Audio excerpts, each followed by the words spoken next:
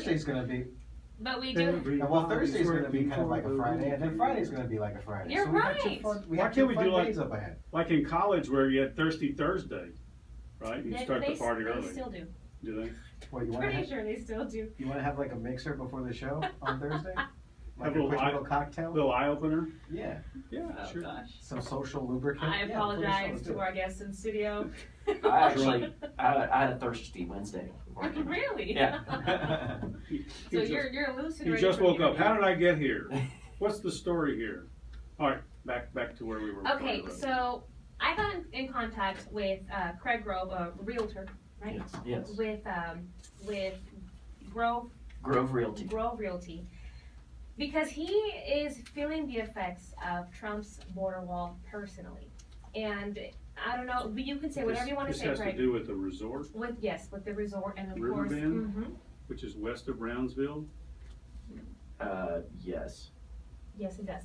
So what's happening is that we have people in Brownsville that are already feeling the effects of Trump's border wall. Now, Craig, do you want to tell us how you've been feeling? Yeah. It's not even being built and you're already getting, Well, just the rhetoric is already affecting us in Brownsville. Mm-hmm. I most recently, I've had a couple of issues with it in the last few months, but people are starting to get nervous that it's really going to happen. And most recently, I had a deal under contract last week at the Riverbend Resort and Country Club, which is a really beautiful retirement, 55 and over community golf course that sits right on the inside of the U.S. border, but it's kind of right where the existing border fence is located. And so the developers who recently bought it about 2 years ago, they're concerned, obviously, that the border wall could go right through their development. And that's a deal killer for you. Well, it literally was a deal killer for me. I had a house under contract, and it was in the option period a few days ago, and I got a call, and they said, hey, we saw an article in the Brownsville Herald.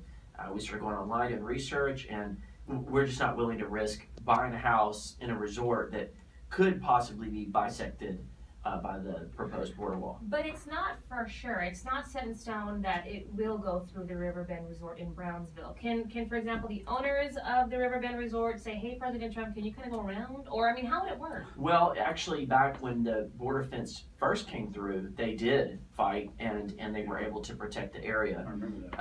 And it was a big deal. There were different owners at the time. And so now we basically have a fence that comes right up to either side of the Riverbend property and then stops, and so it's a gap there.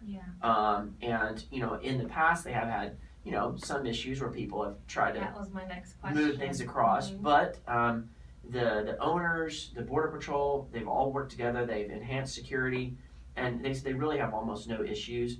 And so right now there's no definitive okay, we're coming through the country club, but the Bernard family who owns it has been trying to get ahead of it because they want to get the media out there that, hey, you know what, we're here, and we don't want to just be a blip on the radar because, we're not against, securing our border, but we've already come up with a solution that works for us, so, please don't cut our country club in half. But I'm going off my memory.